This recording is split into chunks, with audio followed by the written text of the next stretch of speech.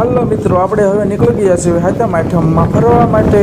તો જોવો આપણે મિની જુનાગઢ એટલે કે આપણે તરસિંગડા ડુંગરે આવી ગયા છીએ. જોવો બધા આપણે હવે તરસિંગડા ડુંગરે આપણે હવે પહોંચી ગયા છીએ.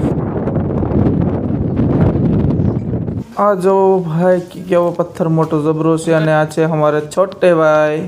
ડુંગર ઉપર ચડી અને ખોડિયાર માના દર્શન કર્યા. તમે પણ દર્શન કરી લો બધા મિત્રો. તમે દર્શન કર્યા બાદ તમે પણ જોઈ શકો છો મિત્રો તરસિંગડો ડુંગર કેવા પ્રકારમાં મિની જુનાગઢ કહેવામાં આવે છે.